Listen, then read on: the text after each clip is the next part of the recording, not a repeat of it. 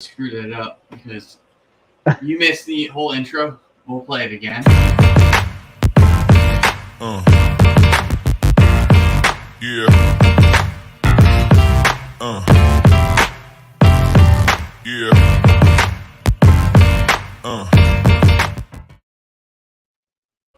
All right, that worked better, right, Jeremy? All right, so Yeah. I have Jeremy Churchin from Grassland Reptiles on here, and I would just first of all like to shout out all the people in the comments. Rudy from Moon Over Miami. Hey. Phil Snyder, Finger Snakes. I believe, Jeremy, you know him. Oh, yeah, I know Phil. Odium Stuffs. Yes, sir. Keys Constrictors. Keisha. Yeah, What's I'm up? going to call you up? Keisha. Rob M. What is up, He's a everybody? PA guy. Nicole from Lady Tiz Exotics. Hey, Nicole. She is a super, super, super big snake handler. Heck yeah. I love Nicole. Nicole's awesome. We got Chris from BNS Reptilia. He's the one that wanted to ask you that question about the blood python. Oh, yeah. Positive things. Yep. We got Glenn from 419 Morphs. Heck yeah. Still scrolling through. Got to do that. I think I seen we got Tim, your homeboy from North Carolina. Yes. Intrepid Exotics.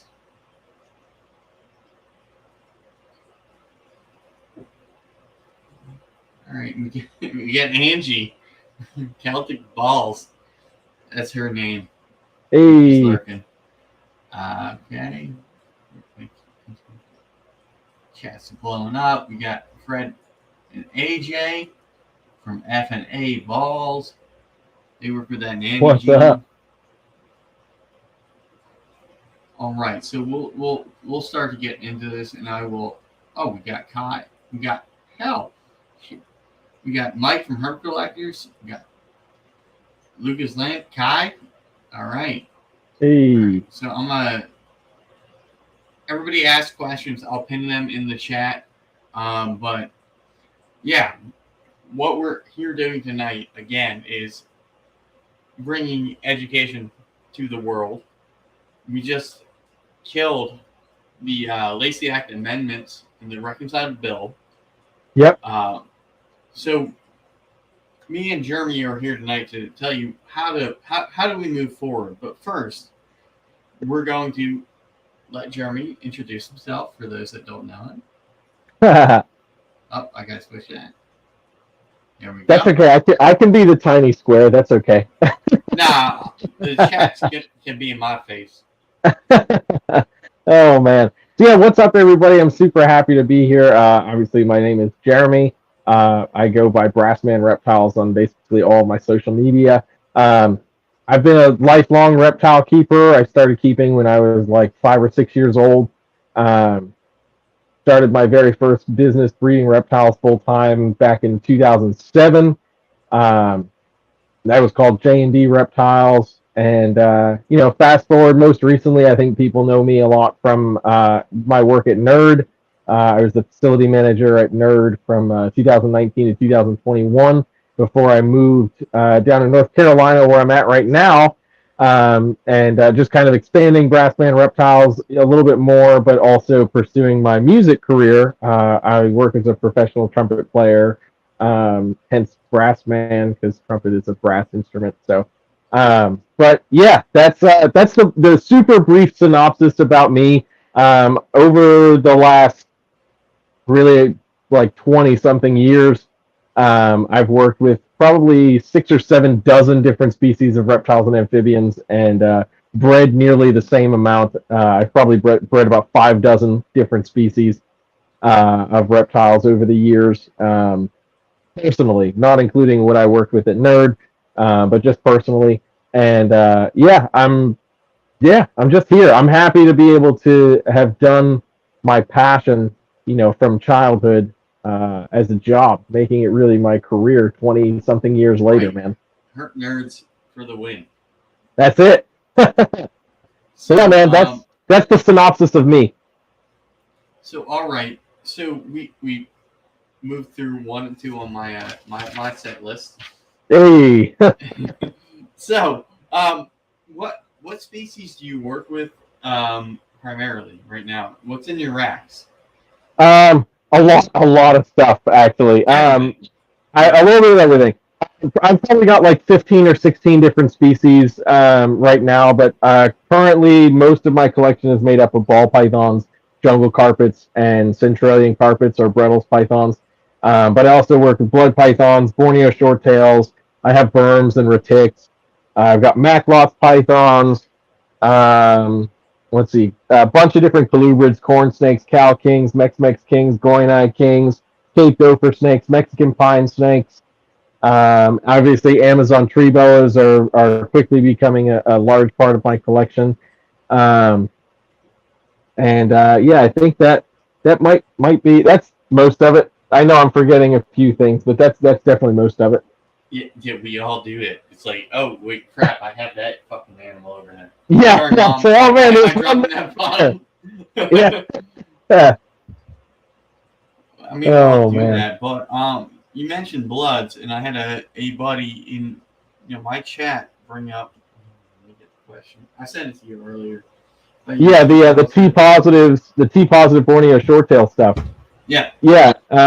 So there's two different lines of T positive Borneo shorttail. There's the Sunset line and the Mocha line, and I have both here. Luckily, my really good friend Steven Tillis from Reptiles Herps, he's the one that I got them from, and Steve has always really been ahead of the curve in so many different levels. I always joke with him because he's a little younger than me, so I always joke with him. I'd say that his goal for being brought on Earth was to make me feel very insignificant. So the Sunset gene has been around for a bit longer, and the Mocha gene's definitely newer in the U.S. I can grab them there in the other room, so just give me a sec. I can show you a couple of examples. Oh, yeah, that's what we want to see, right? Bring me back up. Hopefully you don't hear me scream because I got bit or something. Ow, that would make me go viral. It would be okay, and the snake's just being the snake, Jeremy. Come on. Yeah. We've been over this. So this is a Sunset. This is possible het for Mocha. So they're a pretty pale animal. Now I will say that the expression can vary quite a bit, but the general consensus is that the Sunset is not quite as impressive as the Mocha. So you can see, I don't know if it's going to be picked up on the camera, and these guys really don't like the phone, but these guys get a lot of nice pinks and stuff near the face, but they really do have this kind of muted kind of color palette. It's still quite interesting, but not super impressive. To me, the Mocha is a little bit more impressive. So I'll pull out, let's see, where is he at? So eventually, if we're talking about bloods, I have to ask this hot seat question. There, Jeremy. Yes, what's up? What the hell happened to Cherry Bomb? And why does Elias only have the one I see on that social media? We can talk about that for sure. So here's a Mocha. So this is actually a Mocha granite. So they obviously we're looking at the granite side pattern here, but if you look at the color of this animal, it's much more contrasted. There's a lot more saturation. We get this like crazy red-orange in the cheeks. Definitely, in my opinion, the more vibrant of the two lines of albino. The interesting thing is that they're also incompatible. So you can breed a Sunset to a Mocha, and you'll get normals that are double het. And then the visual double recessive is actually a T negative albino looking animal. So it's very interesting that two T positives create a T negative. So yeah, the incompatibility is like what we have in ball pythons with example. Yeah, exactly. So it's very unique. I have some of that stuff is available. Some of that stuff I'm raising up a little bit because I want to see it more as it grows. But yeah, it's definitely interesting. So as far as the Cherry Bomb stuff, So a lot of that lineage stuff kind of went to the wayside when more mutations started popping up in blood pythons. People were way more focused about, they're catching the ball python bug. Let me make the coolest blood python. So lineages, that was the blood python strong suit was lineages. You've got the martyr line stuff, which is really red. Then you had tomato bomb, cherry bomb, and all those lineages were just based in making the nicest looking of the few morphs that we had available. Now there's so many more mutations. I mean, now we're able to make blood pythons that look like this. This is a goldeneye ivory, so a goldeneye super matrix, and I mean, like that's a badass blood python. Yeah, I mean, that almost looks like a highway. I don't know. Somebody ball python world define that snake. Yeah, yeah. It's a crazy looking snake. Crazy. Yeah, it's a crazy looking snake, and genetically is super powerful. So like I can throw this, like I have a female, and he's also a het for T positive albino. So I have a female batik matrix that's het for T positive albino. So I can make T positive ivories. I can make T positive matrices. I can make T positive pixels and combinations of that. So it became a giant morph game, more so than a lineage game after that. Right. So, Jeremy, Kai from Lucas Land and Royals has a question here. Do you face any challenges with keeping multiple species behind you? In one space? Yes. It's a little easier in this particular space just because the ambient room temperature is, like I was telling you off camera, is about like the low 70s. And it drops a little bit during the winter time and gets a little bit warmer during the summertime, but for the most part, we're in the mid 70s, low to mid 70s. So the tricky thing, honestly, is colubrids. Brumating colubrids. I need to basically unplug the heat from the colubrid rack and just let them drop down to ambient. And if there's stuff that really needs to get cooler, like some of the gopher snakes and stuff, I'll literally pull them out of the rack, put them somewhere else. Like I have a in the other room, just like a small little six slot 28 quart rack that is like I can throw under the stairs and just kind of let that be cooler and stuff during the winter. So that is a challenge, and it's also a challenge with Brettles pythons or the Centralian carpets because they really do need that cool period. So this year was kind of hectic. So I keep my Brettles pythons on the lower part of my rack. And I just basically did like what I would do with the colubrids and just unplugged the heat. So they got down into the low 60s, which is not quite cool enough. But amazingly, they did fine. They reproduced. I got some viable clutches from them and everything. So that told me that there was enough of a temperature drop to make that viable. I would like to get them into like the 50s, pretty much the same with the colubrids. But knowing that I can get them into the mid 60s, I was pretty comfortable with that. Awesome, man. Another person in the comments wants to know, do you have any marble bloods? No marble bloods. Marble Borneos. They're different. I don't have any true marbles, but I do have this guy right here. This is what we call a garble, and Rob actually produced this. So this is a combination of the granite gene and the marble gene.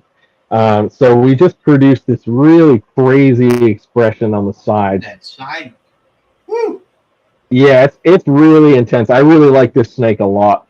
So we call this the garble, but he's a cool animal. He's pretty wonderful. Yeah, I mean, look, he's touching the chin. Yeah. No biting. Come on. No biting. I have a couple of these guys that are absolute jerks. But for the most part, I'd say 95% of them are quite sweet. I mean, that's going to be the underlying thing of this whole, podcast tonight is snakes aren't jerks. I mean, if they are, you probably did something wrong. Yeah. Just saying.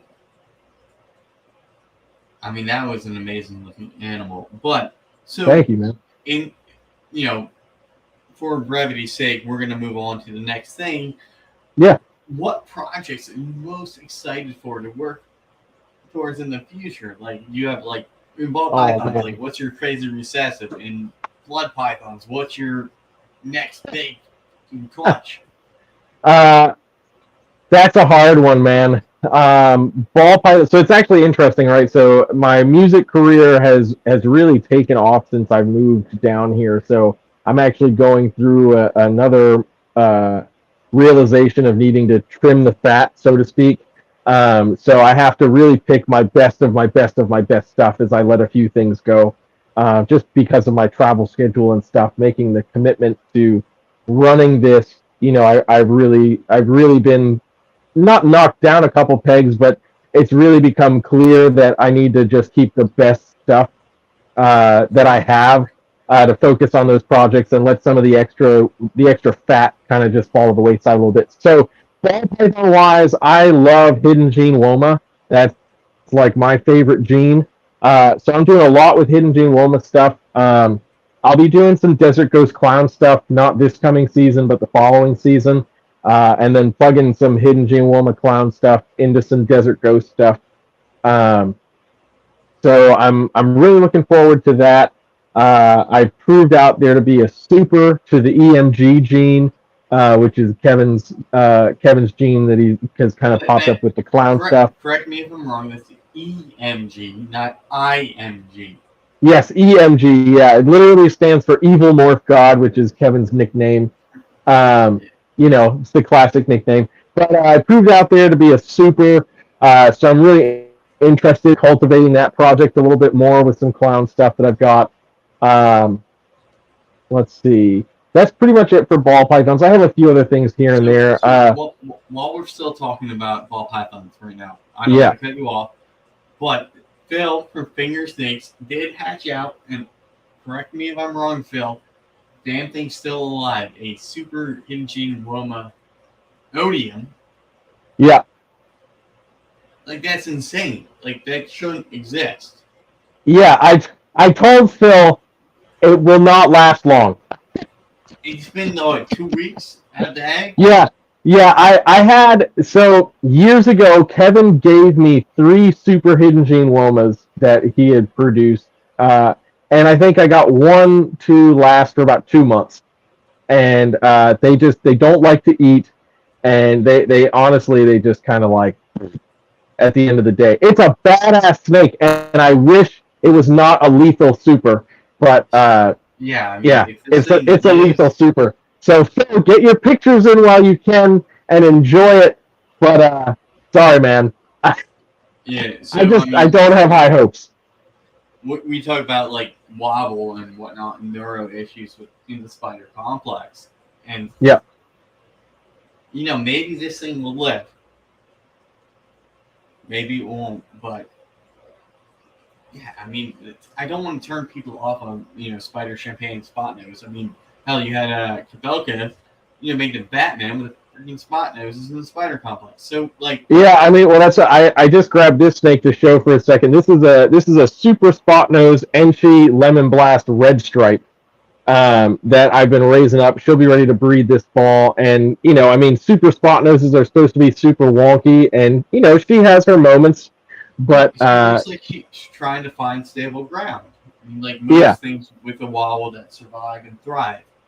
Yeah, exactly.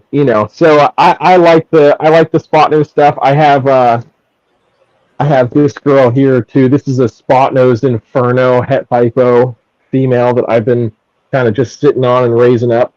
They have a little bit of a wobble to them, but I mean, they're a perfectly fine snake. This thing slams food. I mean, I got a bumblebee spark from Chris at BNS Reptilia. That thing is fine. It was on eggs last May. Past May. So I mean, nothing against they can still live and thrive with the wobble and whatnot.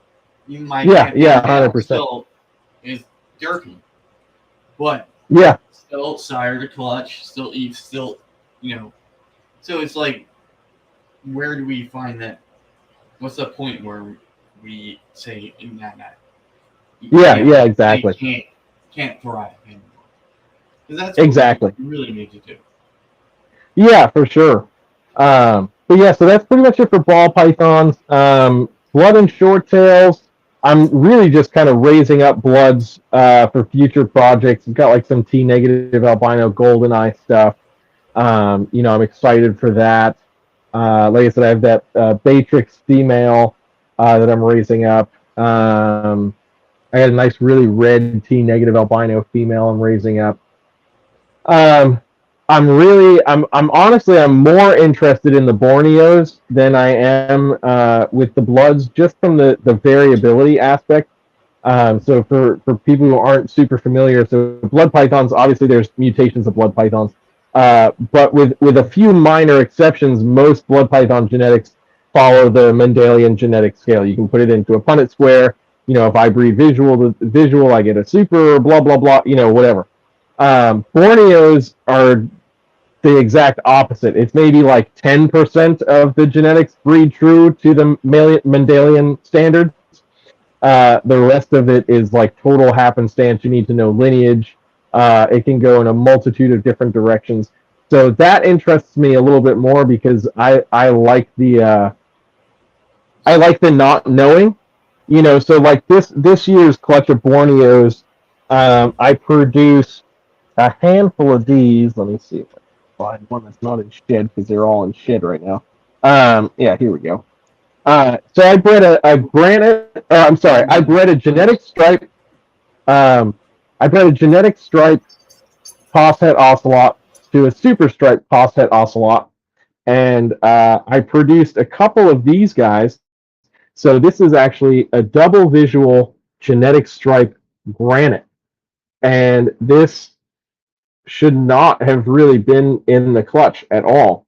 I didn't know. I knew that there was granite in the lineage because of where they came from, but I was not expecting to see granite stuff pop up in this clutch. So we hit a few of them, and I was super, super happy with that.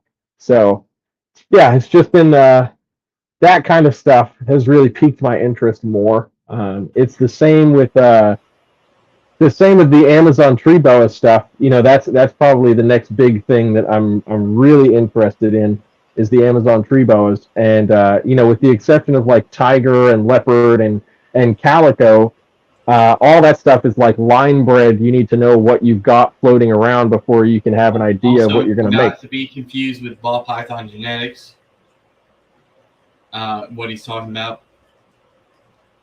So yeah, we're talking about a lot of different snakes, a lot of different care requirements here. Yeah, there's a lot of different stuff going on for sure. I mean, for the most part, care and thought process is the same. To an extent, obviously, I'm keeping all the same animal or all different animals in the same space. But every rack is dialed in for something very different. Like my ball python rack is set very different temperature-wise from my blood and short-tail rack, from my carpet rack. So I have, besides the baby rack, I have one rack that is like a mix of different species. So I have that kind of like flux in the middle, where everybody's content and happy. Like Southeast Asian pythons, Southeast Asian pythons don't like to be necessarily as hot as Australian pythons or African python species. So being able to kind of mediate that, it's like I've got one rack that has a couple of raise up berms, a couple of raise up retics, and my male bloods and short tails. So they can all get away with being in the low, creeping into the mid 80s, and they're very, very comfortable with that. They can deal with it being in the higher 80s. The short tails and stuff will hate that. They will absolutely despise that. So they stay on the lower part of the rack where they're not going to be as aggro because they're too hot. Right. So we deal with crested geckos and whatnot.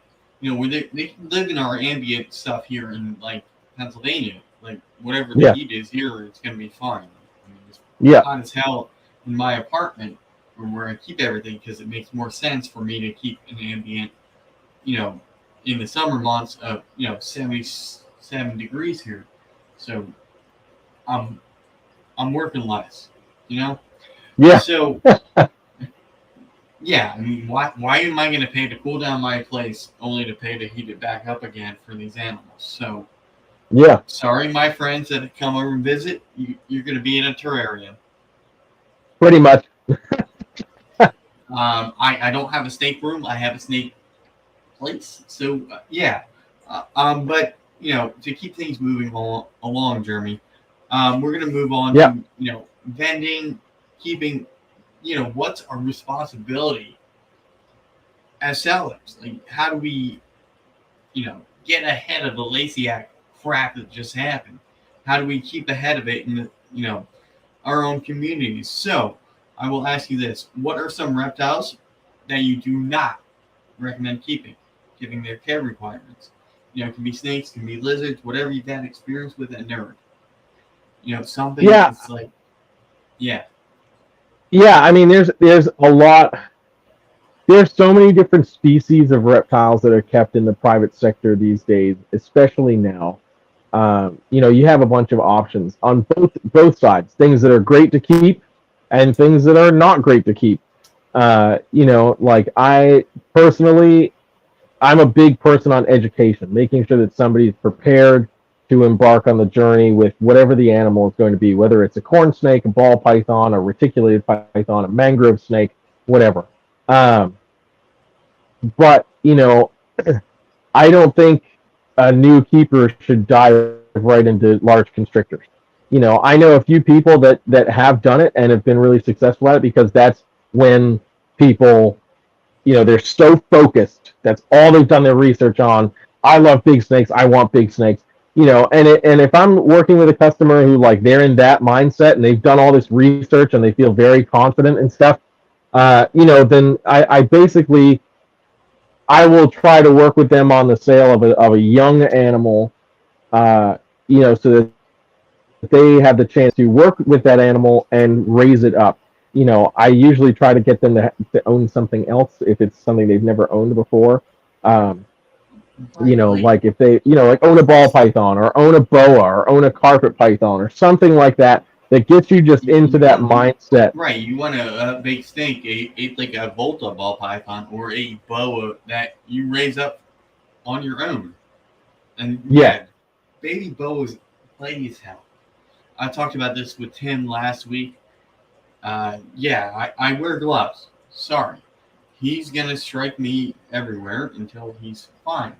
And I'm doing the cabin, the spin. We're working. But I also have experience with all these ball pythons, all these lizards. So,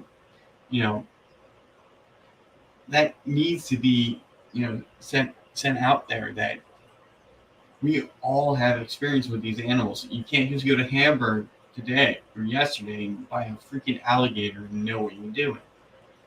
Yeah, and that's exactly it. When it comes to lizards, that's an even more in-depth topic, just because now we're talking about a lot more care requirements for many species. Like obviously working at Nerd, we had a lot of monitor lizards and we had caiman and stuff like that. Those are definitely not entry level, lizard species. But that being said, there's a bunch that are. A lot of the simple gecko species, leopard geckos, crested geckos, gargoyle geckos, a lot of that stuff, make great first time pets just to get your foot in the door and experience it and learn how to go about it, but those are really the things. And listen, if you are lucky enough to be near a breeder or near a pet store, a reptile specialty store or whatever, and you can maybe get some time volunteering and working with those animals hands-on before you make a purchase, awesome. Then do that. If you have that opportunity, go for it, because a lot of times people don't get those opportunities. When I was younger, I got to volunteer at my local zoo, and I was already like super into reptiles, so they let me go work in the reptile department, and that was how I got my hands on some different things like alligators and retics and worms and stuff like that. And then meeting Kevin and really coming up thanks to Kevin, I had the chance to end up messing with venomous reptiles and crocodilians, more big snake species, amethystine pythons, and different stuff like that along the way. But the experience and getting those times to really work with those animals and ask the people that are maintaining them what it takes, It's not just as simple as throw it in a box and make sure it's warm. Like it goes way far beyond that. And especially if you end up working with multiple species or wanting to work with multiple species, I'm an advocate from the collector standpoint of working with multiple species, because I like a lot of different stuff. So I like to keep a lot of different stuff.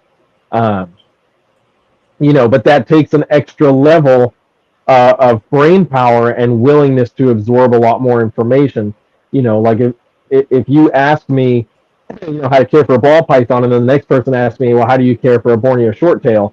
I've got to be able to, pop off all this information and have this information at the ready, which thankfully 20 years into it, I do, but a lot of times you start talking to people about that and they start to glaze over, especially the more in depth you go, Right. so It's like, yeah, I bought this thing. I saw it on Facebook. We're done. But yeah, Jeremy is not. He says 20 years of experience. He's not 30 yet. So yeah, throw that out there. yeah, He has all this freaking experience with handling a gamut of reptiles. So you should probably listen to him when he's telling you how to handle these animals. When he's telling you what to buy, what not to buy. I mean, yeah. It's just come from experience, man. Like, look, I've made some impulse decisions over the years on purchases, and I can't say I've really regretted anything, but I did realize with certain species that like I was not prepared and really had to like dig in deep and make some phone calls and send some emails to people and be like, hey, look, I just got these, they're doing all right, but I realized I don't know as much as I thought. What are some pointers? What can you do to help me along? So I always stress that to people, like at least research what you're interested in first. Again, there's so many species that we keep in the private sector. You will be able to find the species that works for you. Maybe there's a stepping stone along the way before you get there, but there's plenty of options for you along the way. oh yeah, I mean, don't buy a freaking tokay gecko. I can tell you without ever handling one, they are dicks. Don't get them. They're cute. Listen, man, I've found some really nice handleable tokay geckos. It's few and far between, but when you find them, it's really cool. Well, with anything that's a problem, or we call them problem, we thought that was bloods, blood pythons. Oh, they're nippy, they're bitey, and I've seen people handling them and Sumatran shorttails, and they're teddy bears. Oh yeah, Earthy teddy bears, but yeah, so we're gonna following my set list, we're gonna traverse onto the next topic here. How can we as breeders, vendors, take proactive steps to prevent somebody from buying a stupid animal that they can't handle? Yeah, I mean, there's a couple different avenues for this. In at least in my experience, first thing is find what somebody's really interested in, and see if maybe you don't work with that species, but find something that's parallel to that species that's easier to maintain, that would give them a better first experience. It's they're demon-shaped lizards. That's come on, Tim. Yeah, that made me laugh. I had to put that one. That's great. That's great. But, try to find a species that's parallel to what they're interested in that might give them a better experience. The other option is literally like zero problem telling somebody, you're not going to like that. You're not going to like that, and if you buy it, you're stupid for buying it. And it's not for, and for me, it's literally just because I want you to have the best experience possible with whatever the animal is that you're going to get. And if you refuse to listen to reason or a potential secondary option that's going to give you a better experience, then I'm good. I'm not going to deal with that. Don't come asking me for help in 3 months, because your $65 blood python is an evil piece of crap. Jeremy, what's the there's it's Cuban anole. It's kind of like a chameleon-esque species, right? A Borneo lizard, very hardy, right? So if you don't get a chameleon, you can get a Cuban anole. It's gonna be big, and be chill in your environment that you set up. So it's like finding that other species that works, right? Yeah, exactly. And there's so much that you can branch off of. Like, anoles are actually, it's a great species. Like we think about, like the Bahamian anole or the green anole and all that, and we're like, that's not that impressive. And now the Cuban night anoles are coming up, and people are interested in them. But if you're interested in anoles at all, go check out somebody like Ron St. Pierre, who's working with Anolis proteor and Equestris, and look at some of these anole species that are crazy colorful, like gorgeous anoles that get, good size and are super tractable. They make great pets, and great display animals. And you never know, just being exposed to something like that, you might suddenly spark their love for a species that they would have normally just like, oh no, I got the lights turned off on me. Charlie Murphy came out. But I mean, you might spark somebody's love or creativity to work with a species that they've never worked with before, and that sparks the next big breeder of whatever, Right. One thing I've been looking at here is ball pythons, but I have bearded dragons, leopard geckos, Russian tortoises. What's the next? What can I bring in here that I can have the husbandry for and the care requirements for? So, maybe was it African file snakes? What's something that I can develop my niche? I want to be the ultra everything guy here for ball pythons, but can I do something conservation wise? If I'm breeding these Russian tortoises, can I ship them back to where they're from? That's something I want to, try to do. Yeah, absolutely, Dave man. Calvin said we had an arc, right? This is our arcs. So how do we, push this out to the world?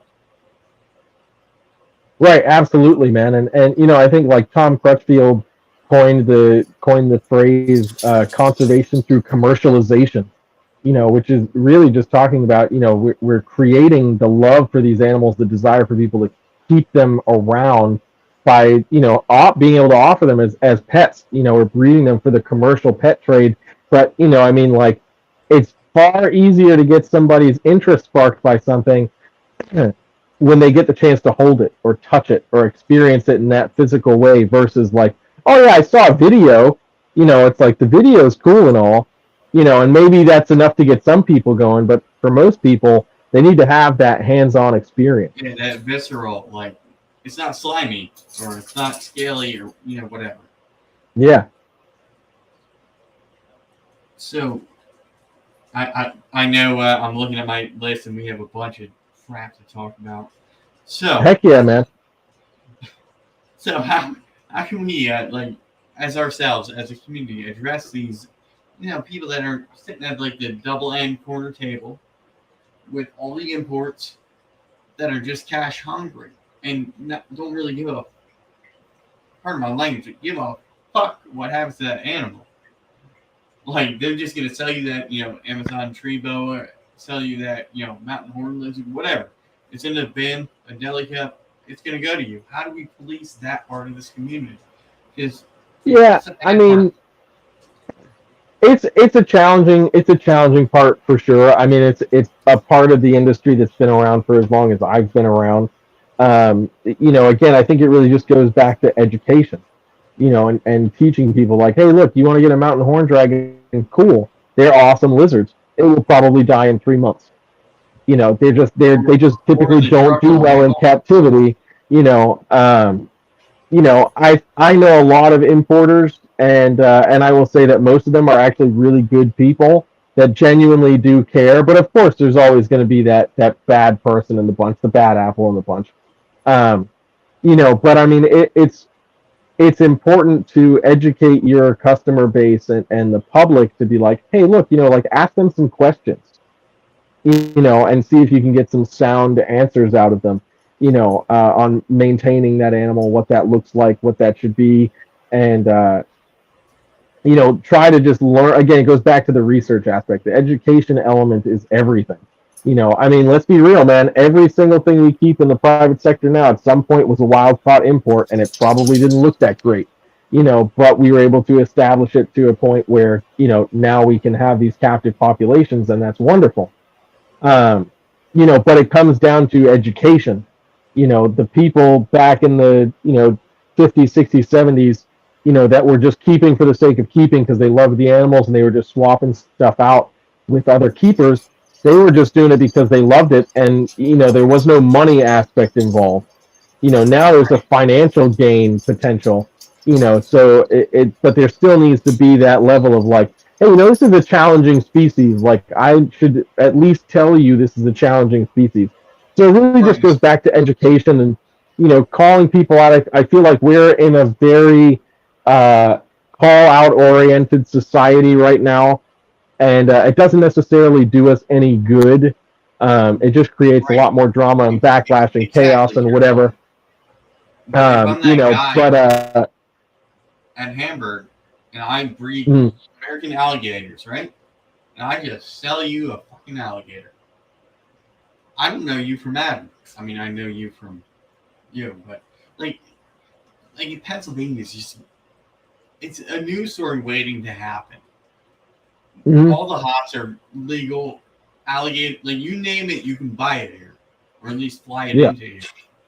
And that scares me. That some people will just take that monetary aspect out of it without really vetting the end user. Like, hey, that you're getting a freaking alligator? It's a dinosaur, more or less. I mean, do we do that?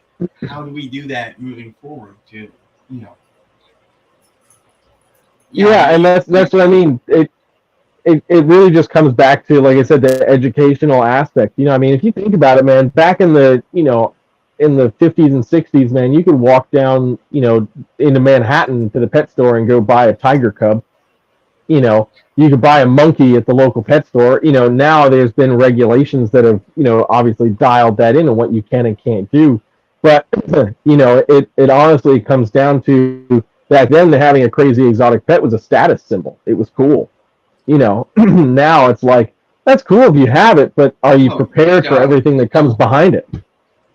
So it really just is that education standpoint. The import-export stuff, importers are never going to go away. So it really is just a matter of, you have to be... Yeah, you just have to be willing to talk to people. If you hear somebody saying like, oh man, this guy, this really cool, weird looking lizard on his table, and you figure out it's like a mountain horn dragon or something, you're like, hey, look, they're an awesome lizard. They're a super cool lizard.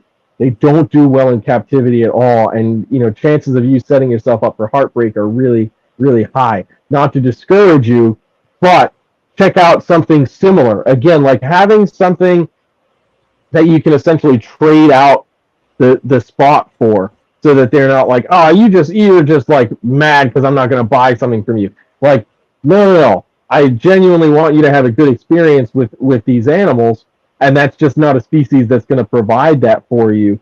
So what if we did this, or what if you tried this instead? Similar vibe, but like something like a Chinese water dragon. You can get a Chinese water dragon, import for $15. But if you get a captive bred Chinese water dragon from one of the maybe 2 people that are breeding them in the country, it's going to cost you $150, but that animal is going to be 3 times as robust and do 3 times better in a captive setting because it's F1, F2, maybe F3 now from the wild. Like, shout out to my buddy Alex. I think Myers is his last name, if I'm remembering correctly, who's been breeding Chinese water dragons just because he loves them and wants people to enjoy them, but enjoy them in the best way possible, which is with a solid captive bred, well-started individual.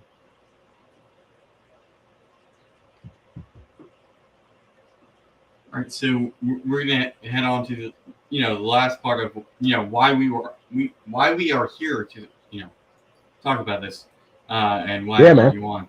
So we won USR, right? Lacey Act amendments passed federally in the Reconciled Competes Act USICA bill. So how do we focus moving forward? Like what will be our next steps? So it's important to remember that yes, this was a great win. A massive shout out to USR and everybody that was involved, contacting their state senators and everything. I heard from numerous people, not just Phil, that multiple conversations were being had with state legislators regarding it, and that's huge. That we made enough of a stink, to get noticed and have some lawmakers on our side.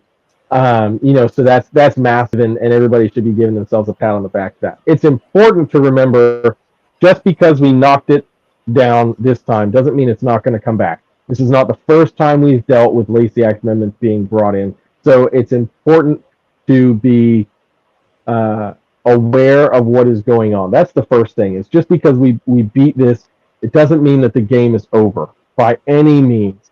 So we need to continuously be aware of what USARC is doing, watching for those alerts as they come in. Right now, we need to be shifting our focus to stuff that's happening on the state level. The tricky thing with what's happening on the state level is states want to hear from state residents. So like Alabama is getting ready to propose this ban on all Lamprey species. That's a massive, massive problem. So we want to be, funneling our attention to that. However, they want to hear from Alabama residents. So what do we do in that case? Okay, well, we can still, contact whoever we need to contact in Alabama and say, hey, look, we don't support this. We're hearing about it out of state. We don't want that to happen in the state. That's no good. That does carry a little bit of weight, that somebody from out of state is aware of what's going on and they're concerned. That carries a little bit of weight. But remember, these are elected officials. They want to hear from their constituents. They want to hear from the people that give them their job. So if you know people that live in these states, you need to jump onto them and say, hey, man, did you reach out to, whoever you need to reach out to about this proposed ban? Did you at least send an email? Have you talked to anybody else about it? Go to your local mom and pop pet shop and say, hey, that California king snake that you've got right there for $199.99? If this ban passes, you won't be able to carry those anymore. If a lot of times these like pet shops and stuff, they don't even know because they're not involved in the industry in this powerful way, or in this meaningful way, so that's where we have to turn our sights on now, showing support to the states that are dealing with that nonsense, but also reaching out to people we may know that are in that state and say, hey, look, you need to be on this. Like, I'm here to support you. I've got your back every step of the way, but you need to be jumping on this as well. Right. So you answered a bunch of stuff we had, planned out. So I will ask you now, what are you doing in North Carolina? So right now in North Carolina, we've got, obviously we just had our black and white tegu ban go into effect on August 1st. So the deadline for getting your grandfathering permit or bring in a tegu, the deadline was August 1st. So now that's gone through, which we were certainly frustrated by, and there was really no proof shown by the state of the invasive potential. So that's a problem, and might be something that we try to address at a later point. But right now, people just need to do their due diligence. They can find the permit application. They could have found the permit application on the Carolina Herpetological Society page. Now it's really like you're already kind of late. So myself and a handful of other keepers in North and South Carolina are establishing the Carolina Herpetological Society, which services both North and South Carolina to be an educational resource, a legislative matter resource, and just a community building resource. very often you'll see different states when legislation pops up try to create their own version of USARK. And, that's all well and good and has great intentions behind it. The problem with an ARC association is, it's very one sided, right? It's focusing on the legislative matters for what's happening. Obviously, that's important, but you actually ostracize a lot of the younger audience, that doesn't know what they can do politically. They might not even be old enough to vote, so contacting their state person doesn't really seem all that feasible for them, even though it still is, because we're talking about just sending an email. We're not talking about actually casting a vote, but that can be kind of something that pushes younger people away. And then there's just that once the legislation dies or ends up getting passed, whatever happens, until the next thing that comes up, it fizzles out, right? So there's a lot of effort that it takes to get any kind of organization going, get a really strong foothold. But it's really hard to do that with an ARC association because, or an ARC organization, excuse me, because that is the premise of the organization. It's to battle legislative matters. It's to lobby, against legislative matters. It is what it is. So with the Carolina Herpetological Society, the board right now is comprised of myself, Rob Christian, and Aubrey Pruitt, who represent North Carolina. And then in South Carolina, we have Alex Michaeli from Rubicon Reptiles, Nick Bettini from Cold Blooded Earth, and Josh Ortiz from Herpetofauna by Josh Ortiz. A really, really solid core group of people, incredibly knowledgeable people. Aubrey's probably one of the top high-end reticulated python breeders, probably in the country, certainly on the East Coast. Then between myself and Rob and the experience that we have, and then you go down to South Carolina, Josh is an incredibly knowledgeable lizard and snake breeder, focuses incredibly well on tegus and monitor lizard species, and including Cyclera as well. Then you've got Nick Bettini, who really focuses on some of the greatest blood python and short-tail pythons in the country, probably.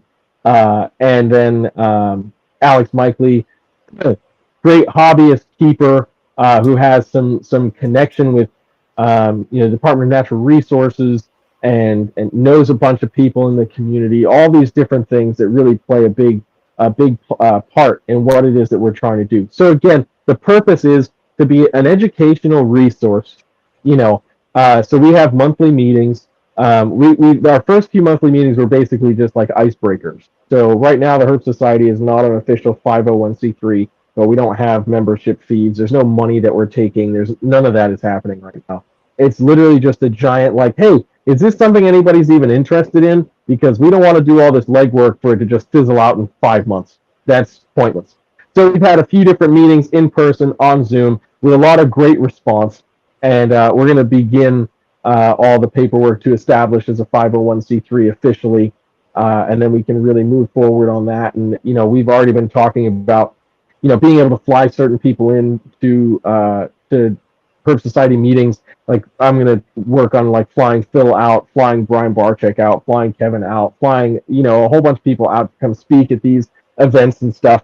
The most recent meeting that we had, we were field herping down in South Carolina. It was a small but mighty group of us that braved the heat. It's been super hot down here, but like these are the things that help build up the community within. And I will say the Carolinas, just the Southeast in general, has a really strong community because there's so many reptile shows that happen down here. So everybody's really familiar with everybody and stuff. So that's great. But we're super, super interested in getting people out, just hanging out with everybody, building that essence of community. That's the biggest thing. So then again, because we have the people we do on the board and we have the reach that we do because of who we have on the board, we can get people to come in to do these educational talks and be that resource, and then with my connection with Phil, and we have some great connections to the Department of Natural Resources in both states. We can also be a legislative resource if anything pops up in the two states, where we can ideally, we want to be able to, get a phone call and say, hey, look, North Carolina is planning on proposing some piece of regulation or something, but they want you guys to come in and be at the discussion. That is a goal. Yeah, like that's a massive goal. I always give kudos to the New England Herpetological Society based up in Massachusetts. The former president, Kurt Schatzel, carved an incredible relationship out with Mass Fish and Wildlife. And as far as I know, to date, Massachusetts is the only state in the last 10 years that has reduced restrictions on certain species, and made us able to be, made us be able to keep more species without the need for permits and stuff like that, as the original regulations were put in place to try to curb the need for imported animals to be purchased. And they were actually really well-intentioned regulations, but they didn't change with the times. And thankfully, with the relationship that Kurt and the team at that point in time had forged with Fish and Wildlife, we're able to say, hey, look, we know why you did this, but here's what's happened in the last half a dozen years that you're not aware of. Let's change this. Let's make this make sense. And that's exactly what happened. So that was, to me, that's always a testament of what true relationship building and community building can be accomplished, in different states across the country. Yeah, I mean, like you said, focus on your state, help the others when need be. I mean, that's where the fight. It's always been a states' rights thing. 100%. You policy wonks, animal welfare, animal, hunting, whatever. It's always been a states' rights thing because it's, Hawaii's not the same as Pennsylvania. So right. That's what we need to focus on moving forward. And I thank you for, coming on, bringing that up. And, this has been one hell of a ride. Lots of knowledge. I love it. Heck yeah, man. I'm happy to do it. So we're going to, transition to, again, set list. The next part of the list, since you've been, talking about, or through at least the U.S. RWAC Act Amendment stuff. So we're going to move on to towards the end of the show. Yeah. Where now it's still back about you. Where can people find you on social media? Woohoo! If you want to find me on social media, you can basically look up everything under Brassman Reptiles. You can find me on YouTube, Instagram, Facebook, even Twitter. I don't use Twitter super often, but I am there from time to time posting things. You can find me all there under Brassman Reptiles. For anybody that cares about any of my music stuff that's going on, you can look up JT Music 1092, and I post all that stuff. I have a single that's getting ready to release in 5 days, featuring my good friends Nichelle Mungo and Gabe Childs, representing some Berklee College of Music family on this album. So super excited about that. So if you want to check that out, it's JT Music 1092 on all platforms as well: Facebook, YouTube, Instagram, Twitter, all of that. Oh yeah, you definitely have to send me that link so I can share it out. I can listen to it as well. Yes, absolutely. Oh yes, and Nicole, absolutely. I always forget about it just because I'm always all over the place. The Reptile Talk podcast. Check out the Reptile Talk podcast on Instagram at reptile.talk. And if you check me out on YouTube at Brassman Reptiles, that's where you can see a whole bunch of the live streams. It's available to be streamed everywhere where all major podcast streaming apps are. So Apple Podcasts, Google Podcasts, all that stuff. We just finished a massive trifecta of episodes. Billy Hunt, Brian Potter, and Gavin from Balls to You. So we had a great time talking with all those guys. We're potentially going to do an episode from Daytona. I'm not 100% sure on that. We're still trying to iron out some scheduling things. And then we have some other guests on the line. It's really crazy with my travel schedule to try to actually lock something down. And Rob's got a pretty hectic schedule as well. So we used to do every week. Now we are just kind of doing whenever we get the chance to plug something in. Oh, yeah. But we're like 93 episodes deep. So if you haven't listened to it at all yet, you got plenty of episodes to go check out with a bunch of different reptile keepers from all over the United States and even some other countries. Yeah, I mean, that's amazing. Like, to be able to, like, ask you last week to come on tonight, and you to actually be able to do it with your schedule has been amazing. Like, Yeah, man, I was like hauling ass to get shit cleaned down here so that I could have the time. I still have another rack and a half to clean, and then I got to go clean rats. But that's easy. That's the easy part. I cleaned probably 280 enclosures in the last 36 hours. So, and then tomorrow morning I leave. I'll be down in Atlanta for a couple days, finishing up working on an album down there, and then I come home. Then I'll be, for anybody in North Carolina, I'll be at the Raleigh Repticon show August 13th and 14th. You can check me out there. Rob is going to be coming through. He's going to have some of his animals there as well. So you can check us out at that show. And then we'll be off to Daytona that at the end of that following week. So come check us out at Daytona and see us there. And then I'll be back here for a couple of days. And then I'll be back down in Orlando for Animal Con. Animal Con should be a great time. And then I come back for a couple days from that. And then I go back up to New Hampshire to do some more work with Kevin for a week. And then I come back down and I get to settle down for a little bit. So, hey, when you're in Daytona, yes, Nicole she always starts like a bonfire on the beach wherever she's at, or she loves bonfires. So you bring your your trumpet and teach some tunes. play some Careless Whisper, some Careless Whisper on the beach. She probably freak out. Wrestling coming in with a trumpet. I don't know. But yeah, this has been fun. This has been a great live. Thank you so much, Jeremy, for coming on. Absolutely, man. Yeah, thank you for having me. We're going to seg out because I need to eat dinner. But again, thank you. It's been fun. I really appreciate you coming on. And hopefully we can do it again. Maybe do a music one. Who knows? Talk about USR again. But thank you again. Yeah, my pleasure, man. Thank you for having me on. It's been amazing. I hope everybody in the chat got some good knowledge for you, pet keepers. Hopefully you took something away from it. For you people that are interested in the politics of it all, I really, really hope, you can be laser focused like we are. Jeremy, do you have anything else to say? Anything? Last parting words. Come buy snakes. I have a lot of snakes. Oh, okay. So you can't do OnlyFans. All right. We'll leave it on a joke. Oh, man. All right. Thank you all so much. And remember, in about 20 minutes, Jeremy Werfel will be on with a legend in the ball python community, Mr. Brian Gundy. So please, after you get a drink, eat some food, go check that out at 8 o'clock. It's going to be amazing. Heck yeah.